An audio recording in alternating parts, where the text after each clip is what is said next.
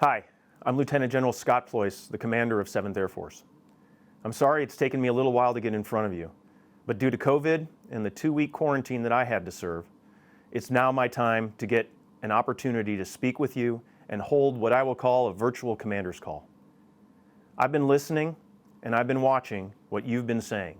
I've also watched what's gone back in the United States about diversity and inclusion. I've decided to use this video as a way to talk to you and get the conversation moving and continuing. From 2011 to 2012, I had the honor to serve as the commander of the 8th Fighter Wing down at Kun San Air Base. One of the friends that I made while I was there is a fellow serviceman, Staff Sergeant Mark the Mayor Bush.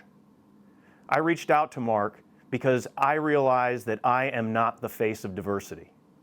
I asked him for help.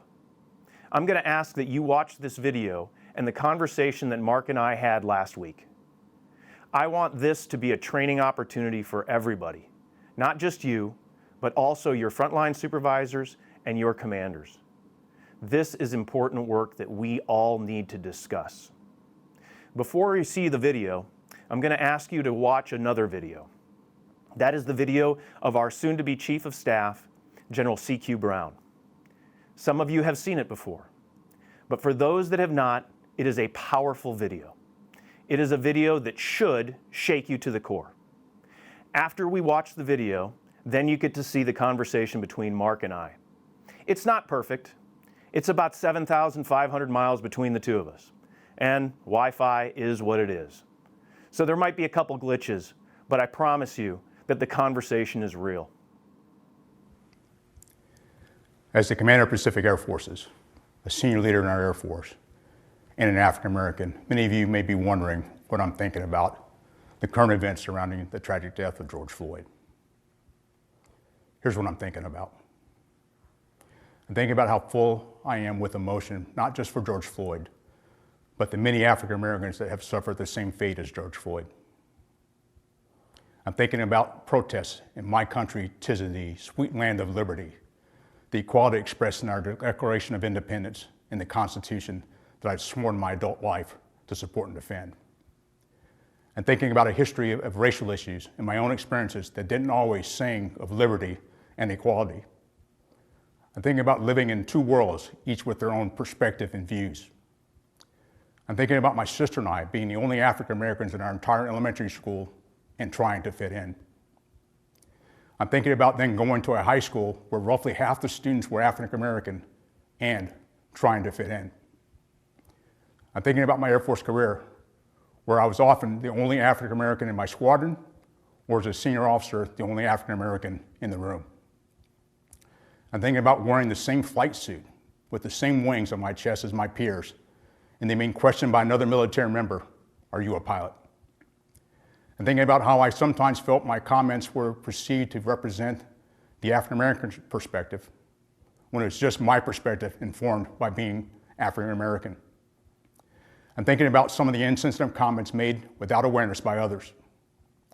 I'm thinking about being a captain at the Oak Club with my squadron and being told by other African Americans that I wasn't black enough since I was spending more time with my squadron than with them. I'm thinking about my mentors and how rarely I had a mentor that looked like me.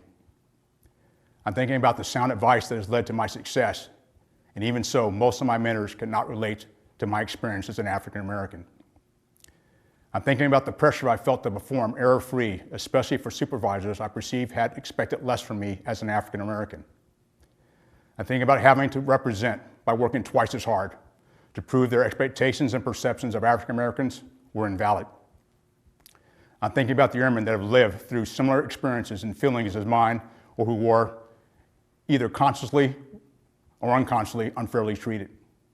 Conversely, I'm thinking about the airmen who don't have a life similar to mine and don't have to navigate through two worlds. I'm thinking about how these airmen view racism, whether they don't see it as a problem since it doesn't happen to them, or whether they're empathetic. I'm thinking about our two sons. Now we had to prepare them to live in two worlds. I'm thinking about the frank and emotional conversations my wife and I have had with them just this past week as we discuss the situations that have led to the protests around our country. Finally, I'm thinking about my historic nomination to be the first African American to serve as the Air Force Chief of Staff. I'm thinking about the African Americans that went before me to make this opportunity possible. I'm thinking about the immense expectations that come with this historic nomination, particularly through the lens of current events plaguing our nation. I'm thinking about how I may have fallen short in my career and will likely continue falling short living up to all those expectations. I'm thinking about how my nomination provides some hope, but also comes with a heavy burden. I can't fix centuries of racism in our country, nor can I fix decades of discrimination that may have impacted members of our Air Force. I'm thinking about how I can make improvements, personally, professionally, and institutionally, so that all airmen, both today and tomorrow, appreciate the value of diversity and can serve in an environment where they can reach their full potential. I'm thinking I don't have all the answers on how to create such an environment, whether here in PACAF or across our Air Force. I'm thinking about, without clear-cut answers, I just want to have the wisdom and knowledge to lead during difficult times like these. I want the wisdom and knowledge to lead, participate in, and listen to necessary conversations on racism, diversity, and inclusion. I want the wisdom and knowledge to lead those willing to take committed and sustained action to make our Air Force better. That's what I'm thinking about. I want to know what you're thinking about. I want to hear what you're thinking about and how together we can make a difference. Hey, good morning from Korea, the mayor. What's going on, Wolf? How you doing? It's great to see you. Thanks for taking some time. I am just so happy that I have a chance to have a conversation with you today. I appreciate it. Thank you for having me. Hey, I just watched General Brown's video again, and after having worked with him for about a year, he's a pretty calm, cool, collected man. Yeah. A calm, cool, collected officer. And that video shows such raw emotion. It really, it shook me. It really shook me. And it opened my eyes to something that I've just never experienced before in my life. And that's why I reached out to you. I've been a friend of yours for a long time. We worked together at Kunsan. You were my protector. You made sure that the wolf got around where he needed to go. Yeah. But I've also watched you grow as you got out of the Air Force, being a CEO, being an author, being a leader. And more importantly, you're a person who is just really good at social media and understanding the pulse of what people are thinking. And that's why I called you. I need your help. And I just wanted to kind of get your opinion and kind of help me understand what I don't understand. Yeah. Because the one thing I do know is I don't know. I'm not really sure how to do this, and I'm not really sure how to have this conversation. And that's why I reached out to you. I appreciate it, Wolf. You've always been a really good mentor and friend to me over the years as well.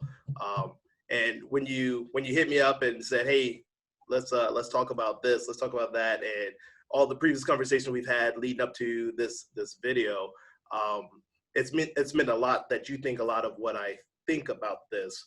And for me, and to anybody that's watching, these are definitely my own opinions. I don't speak for anyone else outside of myself. So I don't speak for all Black people, but I have lived a life for the last 37 years as a Black man in America.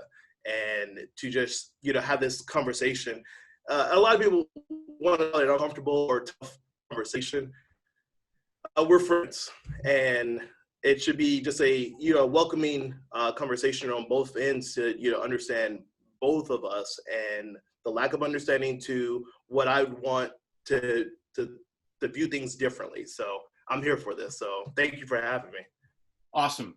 Hey, let me just start, and it kind of keyed off of what you just said. Black versus African American versus people of color. What's the right phrase? I'm sorry. That's probably a really blunt question, but I don't even know where to start. So even with asking that question, it's I feel like it's in the eye of the beholder to be called a black man, to be called African American. Uh, we don't say colored people, we say people of color, and that's all encompassing of anybody that's non-white. But for most of us, we don't know uh, our actual African descent. And African American does attribute more to those that are descendants of slaves that came over from Africa. But we definitely, it's used interchangeably, black male, African American male. So it's in the eye of the beholder, if Okay, you will. thanks. How about, another thing that's been happening a lot is Black Lives Matter, Mhm. right? And I think there's, at least my impression is there's kind of two things with Black Lives Matter. There is the conversation, Yep. and then there's the movement. Okay. Can you give me your perspective between those two different things? Okay, and again, I want to, since this is a recording and it's not just my heart, I know your heart, but your viewers don't know my heart. But I want to, always preference that these are my own opinions. All right. Sometimes I think that when it comes to a movement, when it comes to an organization, everything can start out with great intentions and with the best vision and sight for that organization and movement. However, I am always eerily upset about how quickly people who are not about the same concept of an organization or a movement can rob that organization or movement from the conversations that they're trying to have.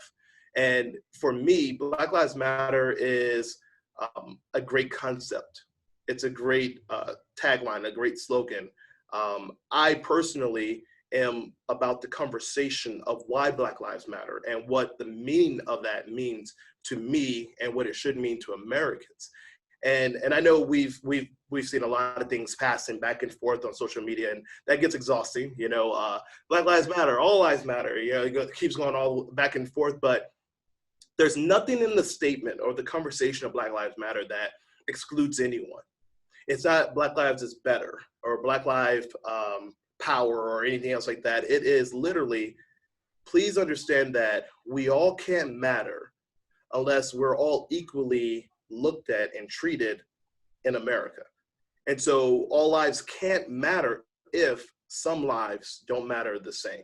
And that's all encompassing. So I want people to really to separate themselves and their mindset from the negativity of the word and understand the conversation of those three letters, BLM, Black Lives Matter. It's easy to get distracted. It's easy to get thrown off by things that we view as controversial. But if we come back to the actual meaning of it, let's focus there. And it's just like me and you, and Wolf, I always kind of find it funny that I call you Wolf because you were Wolf 51 when we were in Korea. So Wolf,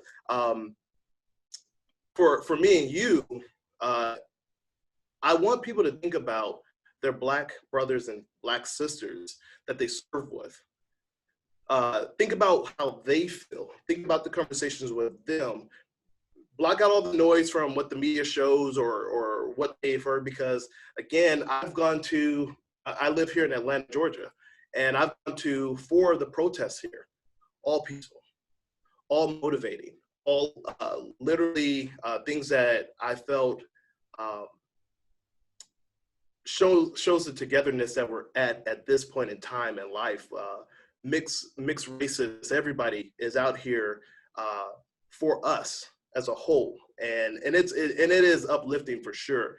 And so while I've been to 4 protests with no incidents, no riots or anything else like that, there are bad actors, and I don't want people to just focus on the bad actors when we really do have a conversation that we can affect change, real change, for the first time in American history. So, Okay, that really helps. I think that does help because, you know, Black Lives Matter, I think, is like a lot of things, can be polarizing when you can't differentiate between the conversation and the movement. Yes. And so that kind of that really helps clear that up a lot. But do you know where I got that answer from, or how I even derived to that point of view? No. It's having conversations with my white friends and saying how they feel about what Black Lives Matter to them, to understand, wait, I don't want you to look at it that way. I need to change your perspective so you can understand the conversation versus the organization or movement or whatever you don't think their money should be going to or anything else. I'm not focused on that. I'm focusing on the conversation. So like we're telling everybody, have those conversations. So if I'm having those conversations with my white friends to understand what their perspective is and what their understanding is, then I'm better to help them see my perspective on those things as well. Okay. How do you define like the difference between racism and prejudice? That's a good question. I've seen this a lot too on social media.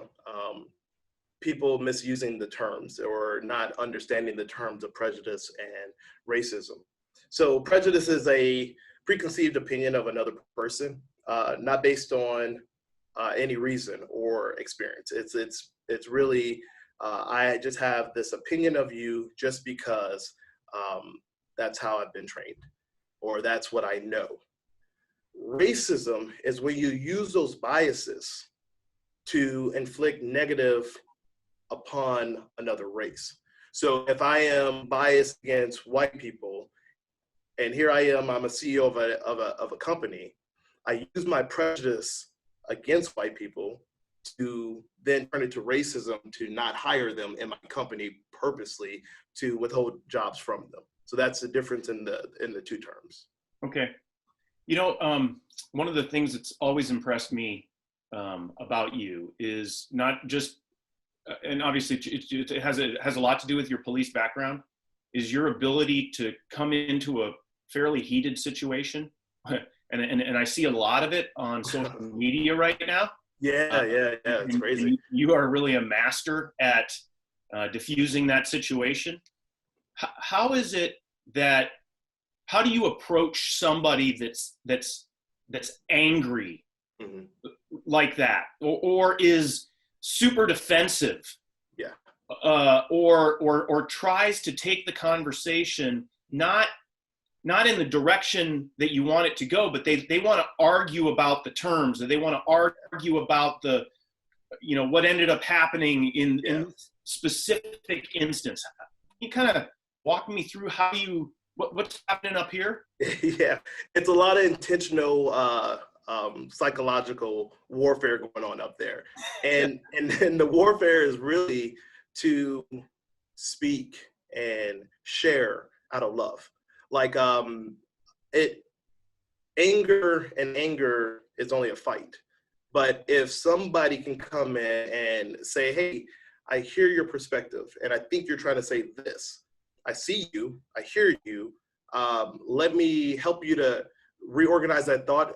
Either you can read this or you can watch this, and then let's have a conversation after you've done that. I've done that with you. I've asked you to read some things before a conversation, just so that your mind could be on another level when you come into our conversation.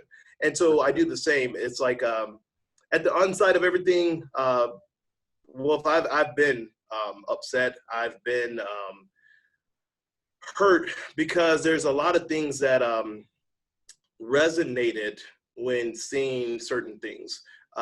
When I look at the Ahmaud Arbery incident that happened in Brunswick, Georgia, to then turn around to the incident that happened with George Floyd. And I can tell you, when I watched that video, it kept flashing me back through racism in my life in 37 years. And at the end of it, I could literally tell you, I've never sat and measured the full weight of what racism is in my life. It's just something that I've always powered through. It's just another barrier you jump over. It's we use the term all the time. That's just the way it is. That's just the way it is. And when sitting and watching that video and flashback and being very hurt of saying the term, that's just the way it is. What am I going to change by complaining or saying anything about it? Because guess what? You can't prove racism sometimes. A lot of times you can't prove racism. If you don't say the N word, or because you're Black, how can you prove that something's been withheld against me because of the color of my skin? And that is very frustrating to explain to people. And so moving through that frustration and anger, I remember I wanted to like act immediately. I wanted to let's do something. I want to march. I want to put together something, this, that, and the other. And I remember I just said to myself, where's my audience? My audience are the people to my left and my right, the people that I follow on social media or follow me on social media. And I know that in order to be heard, you can't come out of anger, because people are quick to put up the walls, the defense mechanisms. And so what's the point of even speaking if all you're speaking is out of anger? But if you can master articulating your words to a point where somebody can hear your heart, and just like you watching General Brown's video, you've known this man for some time and never knew that he felt the way he felt. No. What I'll tell you though, Wolf, is there's a lot of Black people who identify exactly the points that General Brown was talking about. He made one point, and he says representing what Black people look like to people. And so here he is walking in his military life and his career, and he's felt like he's had to be the example of what he wanted white people to see Black people as. That's huge. That's a huge statement to even make. And I'll take it one step further. I know that there are times in my own life that I have looked at myself and I felt like I needed to be validated by my white counterparts, that they wouldn't accept me if I wasn't like them. And I've been called things like, Bush, you're the whitest Black guy I know. And they say that because of the way I speak or the way I dress. And they say it as a compliment. They're literally complimenting me when they say, Bush, you're the whitest Black guy I know. And it's offensive, because why does the way I articulate, the way I speak, the way I walk, the way I talk, why does that have to be a white thing? Mm-hmm. You know? And so when General Brown is talking, it's there. I've made so many different notes about like how it resonates with exactly how I felt as well. And it's just pretty awesome to be able to take that anger and, you know, put it into words to where the people to my left and right who know me, just like you know General Brown, people who know me can actually say, well, if Bush feels this way, I want to know how many of my other friends feel that way. And that conversation starts to snowball. And I think I've been able to do a pretty good job of not getting too many people that are so defensive. They're willing to have that talk. And a lot of people just really come into my inbox a lot, and we chat, or most of the time we do a FaceTime or a phone call. So that's how I work it. You know, one of the things that that I think a lot of people are struggling with is this is not an overnight problem. No. This didn't start with George Floyd, you know, back in May. This is years, centuries in the making. Yeah. And I think and rightfully so, I think there's a feeling that, you know, we need to get some action. I mean, I need to see some stuff right now, right? Yeah. But in most cases, I don't know if there's a timeline, or is there really like a, you know, is there a timeline on this? You know, that I can do this tonight and tomorrow I snap my fingers and everything is good? Or is this just going to be a long conversation? No, I appreciate that question. And again, I can't speak for everyone.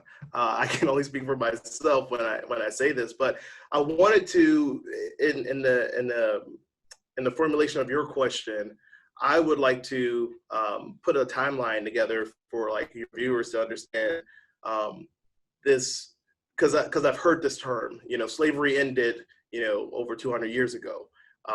This, that, and the other. So why are we still talking about this? And why does this matter? And so I would love to put it into context for people on how this actually, why it's still so relevant, and why we're still wrestling with this. And I was pulling some numbers and some years and stuff. And so when Jim Crow came out, and I know a lot of people may not know a lot about Jim Crow, but Jim Crow were a collection of state and local statutes that were created to legalize racial segregation in America. And it started in the South, and then it grew. And even there were some places in the North. Jim Crow started in 1865 after the ratification of the 13th Amendment. That's 155 years ago. So once slavery was abolished, we went into Jim Crow. And what happened was in America that they literally chose a route to free the slaves. However, we're going to put them in their place.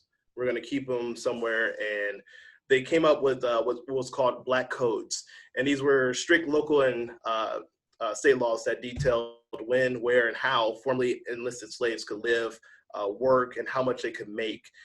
It took away voting rights, controlled where they lived and where they traveled, seized their children for labor. And so these were laws that were created 155 years. Fast forward, 1948, President Harry Truman, literally 72 years ago, ordered the integration of military. That's literally 72 years ago.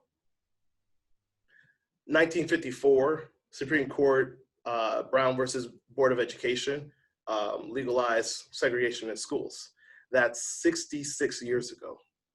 My mom is 62, and segregation or integration of schools was 1954, 66 years ago. 56 years ago, 1964, President Lyndon Johnson, ended segregation. 56 years ago. 55 years ago, voting rights were given to Black Americans. 55 years ago. My grandfather, in this climate that we're in America, I've reached out to my grandfather. My grandfather, who is my mother's father, is 97 years old, World War II veteran. And I didn't find out that my grandfather was a World War II veteran until his 90th birthday. All my life, I never knew that he was a World War II veteran. Really? Didn't know. And it wasn't until I was getting ready for his birthday party that my mom asked me, since I'm the only male to serve since my grandfather served in World War II. And they asked me to put together a presentation for him, and she gave me his military records, and I was astonished. I was like, what in the world? My grandfather's a World War II veteran? And so I put together a shadow box for him where he earned 2 Bronze Stars in 3 years of service in World War II. And I asked him a question just last week about how was it coming home? How was he received coming home? And here, World War II veterans were the greatest generation. That's what they're dubbed, the greatest generation. And he said, and my grandfather hailed from Arkansas. He said, Mark, when I came home, they did not treat me with the same respect that they treated my male counterparts. He said they wanted him to go back to being a boy, to using that restroom or using that sink. He said, I wore this uniform and I fought, and I wasn't accepted when I got back with the same love and admiration. And so my grandfather actually moved his family to Chicago. And that's where I hail from, is Chicago. And so his whole reason to move up north was because of his reception coming home. And he's still alive. He turned 98 in October. And one of the things I want to put in perspective for people is, like you said, this didn't just happen overnight. This racism in America wasn't something that was just so far off. But I do feel like with the climate that we're in, we can take this to a whole nother step, a whole nother, we have the baton of our generation. And our generation, if we work together to understand each other, to hear each other, not debate with each other. I never have conversations where I'm debating how I feel and debating what being Black in America feels like. And we're proud to be Americans. And I don't ever want that to be misconstrued. We are proud to be American, but we want America to be better and do better for everyone. And so where do we start? It's literally, first off, reflecting on ourselves. Let's check ourselves. Let's check racism in our own hearts. Let's check prejudices in our own hearts. Then we have those conversations. And the conversation isn't a debate. It isn't a defensive conversation. It's a, hey man, I just really just kind of want to talk about it. I want to hear how you feel. And in that, you understand how another person feels to help each other guide through this conversation, or guide each other through this conversation. That's where it starts. For you, Wolf, what do you think about your role in this as 7th Air Force Commander? How do you feel that how does this conversation stay alive to you? And then how do you look into things you may not be fully equipped to cover on your own self because you haven't faced certain prejudices or racism in your life? So my feeling on this is that there is no one person that can solve this problem. No. And while the 7th Air Force Commander's position has authorities and powers, I can't do this by myself. It's why I reached out to you, and it's why I need to keep reaching out to people to help me understand the conversation better, because I honestly didn't know. You don't know you have blinders on until somebody shows you have blinders on. And that, General Brown's video really just kind of opened my eyes to that I don't even know what I don't know. Yeah. And it was blatantly obvious to me. I think the biggest thing that I can help do is to give people the time and the space necessary to feel comfortable and to continue the conversation. Yeah. Is to empower people to do this, because I don't see this as this is not a top down. It's not necessarily bottom up. Yeah. It's a movement. The whole machine's got to move, because otherwise you'll end up with a frozen middle. You'll end up with a frozen top. You'll end up with people on the bottom that just think you're checking a box. Yeah. You know the old Air Force adage, right? We've got a problem. We'll put a lot of effort into it. We'll check a box, and then we'll say complete, and we'll move on to the next mission. And I that's not going to happen with this. Yeah. So I think the biggest thing that I can do to keep this conversation going is, frankly, keep this conversation going. And part of that is going to be a lot more conversations with people like yourself, more conversations with other opinions and other perspectives. And then the last thing I think that we probably need to do a little better on is kind of teaching people, specifically your frontline supervisors, commanders, first sergeants, how to have this conversation so that it doesn't become a defensive conversation. It's just a conversation. I think that's about the best I can come up with right now. Yeah, I think that's a great start. I would caveat that to say, I don't want non-Black people or white individuals that are serving to feel like they are being targeted as racist or being targeted as abusers of some sort. I want us to understand that this is a thing that is in America. Does racism exist? If we can say yes, it exists, then we snuff it out, and we snuff it out in ourselves. And I don't want anybody to feel like everyone's pointing fingers at white people for this, that, and the other, for what their ancestors did or what my ancestors didn't do and stuff like that. It's not about looking back through history. It's like looking at now. What can we do now to change the narrative moving forward for the person to my left and my right? Mark, thanks a lot for spending the time with me today. My pleasure, sir. You're an absolute great friend. I absolutely cherish our friendship, and I really appreciate you taking the time to talk to me, teach me, continue to mentor me as you did back when I was wing commander back at Kunsan. I am just I really needed to have this conversation with you, and I hope we get to have a chance to do this again soon.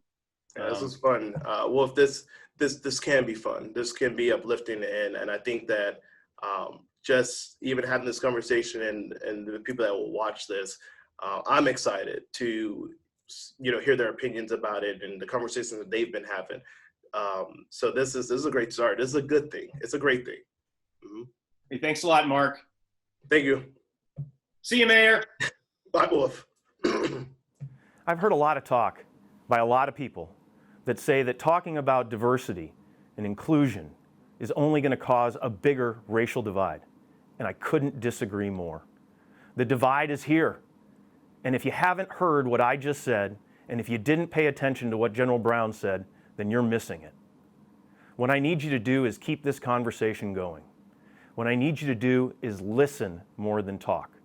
What I need you to do is care about your fellow airmen. I am proud to be your commander of 7th Air Force. Let's keep this conversation going.